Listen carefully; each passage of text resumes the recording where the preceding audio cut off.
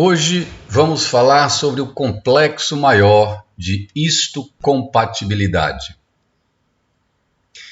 Este é o meu canal do YouTube, Dr. Ricardo Falcão.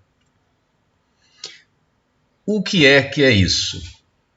Complexo maior de histocompatibilidade, o CMH e o HLA.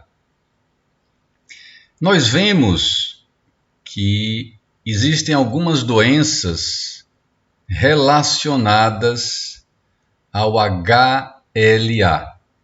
Por exemplo, artrite reumatoide, você pode ter a presença do HLA-DR4. O lúpus, ele é detectado o HLA-DR2. Na espondilite ankilosante, nós temos o HLA-B27. Mas o que é isto, afinal? Vamos aprender hoje neste vídeo. Bom, a célula eucariótica, que são as células que nós temos normalmente no nosso organismo, no ser humano, ela contém a membrana plasmática, em volta dela, o citoplasma com as suas organelas e o núcleo, que é a parte central da célula. Ok? No núcleo celular, nós temos os cromossomos. Cada célula tem número de 46 cromossomos, 22 pares de cromossomos autossômicos, o XX, e um par de cromossomo sexual, que pode ser XY no caso do homem e XX no caso da mulher. O cromossomo nós temos a parte central, que é o centrômero, os braços do cromossomo, onde se situa o DNA.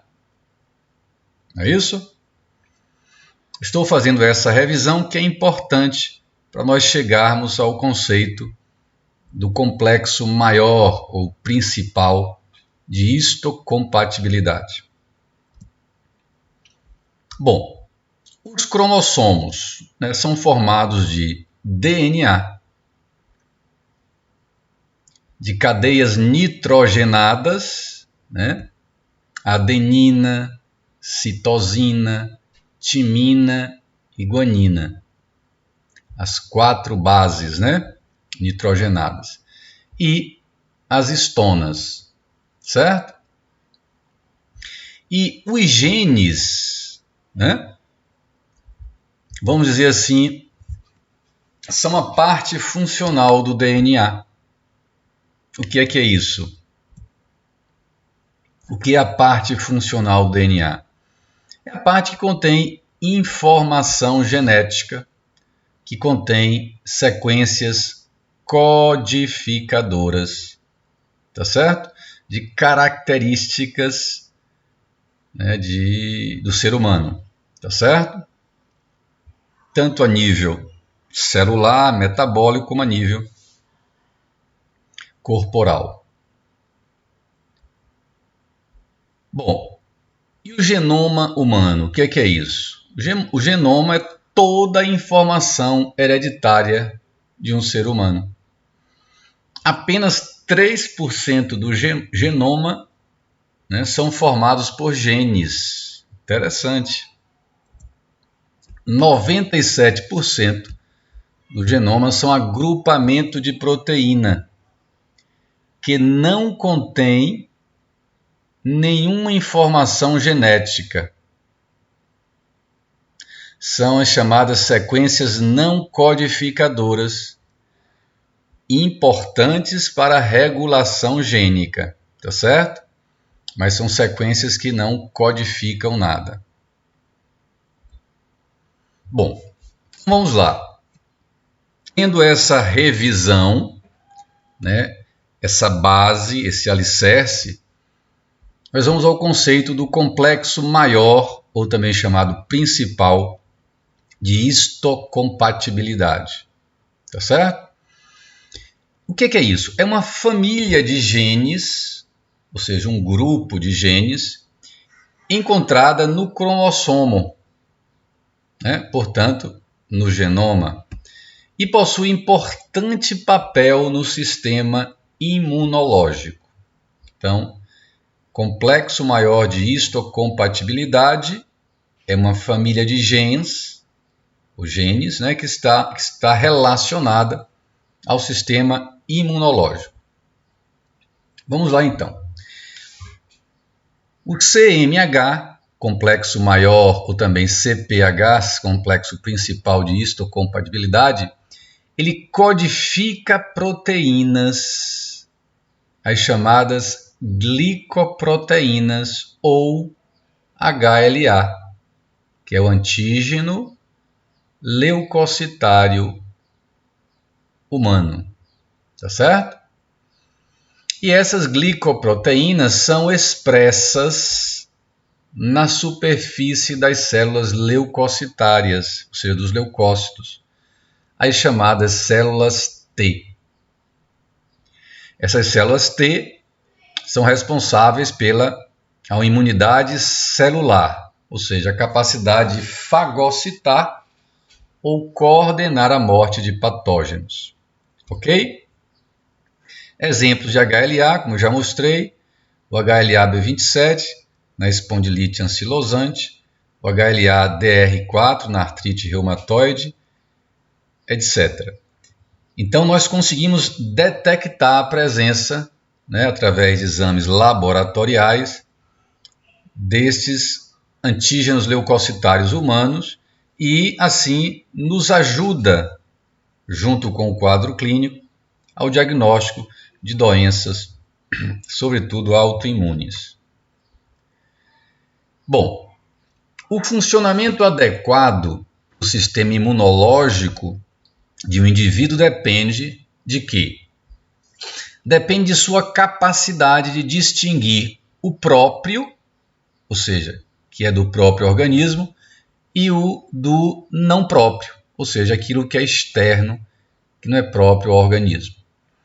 Essa distinção, essa diferenciação crucial é atingida através de quem?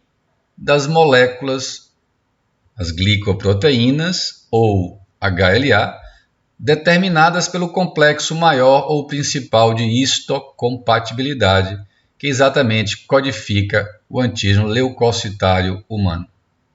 Perfeito?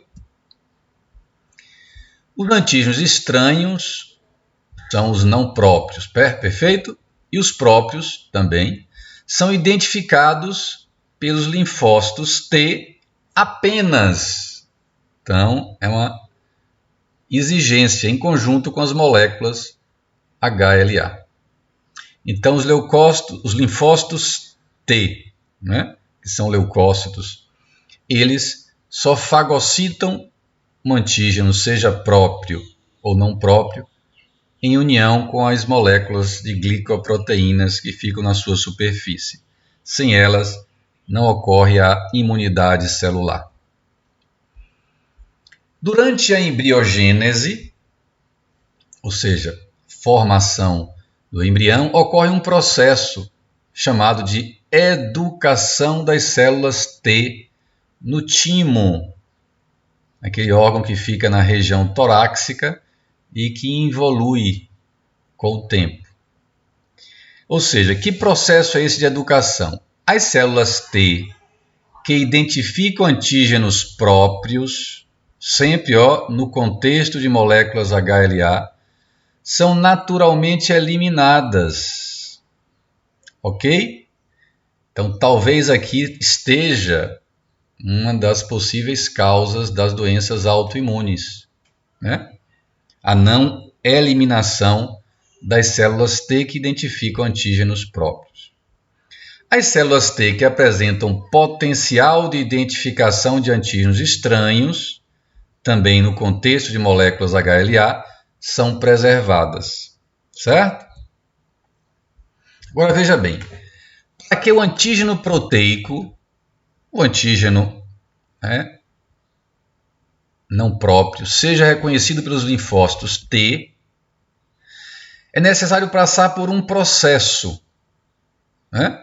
A proteína antigênica ela é parcialmente degradada em peptídeos, que são partículas menores de proteína. Alguns desses peptídeos são, então, ligados por moléculas HLA que ficam na superfície do linfócito. Então, este complexo peptídeo degradado da proteína antigênica mais a molécula HLA constitui um ligante reconhecido pelo receptor do linfócito T. Vocês estão vendo aqui na imagem, né? O complexo peptídeo molécula HLA, representado por a forma geométrica do triângulo, constitui um ligante reconhecido pelo linfócito T. E assim existem duas vias pelas quais se processa essa etapa do sistema imune, a endógena e a exógena. A via endógena é para os antígenos que agem intracelularmente, como o vírus. Então, estes são processados pela via endógena e apresentados aos linfócitos T, CD8, que são citotóxicos. Tá certo? Através de moléculas HLA tipo ou classe 1. Certo? Então, nós vamos ver que existem duas classes de moléculas HLA, que é a classe 1 e a classe 2. Ou seja, as moléculas HLA são vitais na identificação do antígeno pelo sistema imune.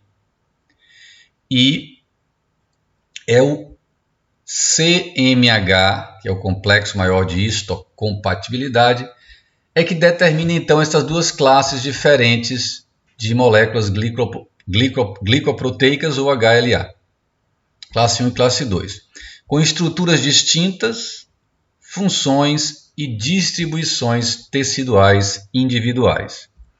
Então nós vemos que a via endógena ela acontece nos antígenos que agem intracelularmente e a via exógena para os antígenos extracelulares, ou seja, que não penetram na célula.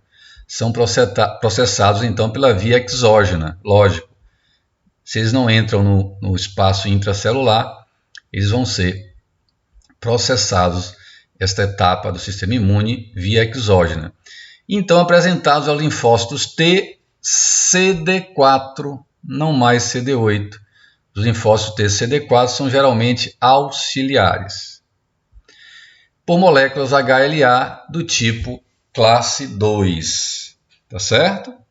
Então, a via endógena, através das moléculas HLA tipo 1, e a exógena, moléculas HLA tipo 2. E aqui nós temos as classes de moléculas HLA, classe 1 e a classe 2. Na classe 1 nós temos o HLA-A, o HLA-B, que é o caso da espondilite ankilosante, HLA-B27, lembram? E o HLA-C. Então, quando vocês verem em algum exame HLA-A, B ou C, nós estamos falando de classe 1. Tá certo? A classe 1, como nós vimos, é relacionado que aos antígenos intracelulares via endógena, tá certo? E a classe 2, os antígenos extracelulares via exógena. A classe 2 nós temos o HLA-DR, olha o DR2, lembram? Que é da artrite reumatoide, perdão, HLA-DR4 da artrite reumatoide e o HLA-DR2 que é do lúpus eritematoso sistêmico. Então nós temos essas duas classes de antígenos, leucocitários humanos. Então nós já sabemos que quando a gente fala em HLA, são glicoproteínas da superfície celular do linfócito T, que é determinado pelo complexo maior de histocompatibilidade. Chegamos ao fim de mais um vídeo, né? Espero que vocês tenham aprendido direitinho e possam colocar isso em prática nas suas vidas profissionais. Até o próximo vídeo, se Deus quiser.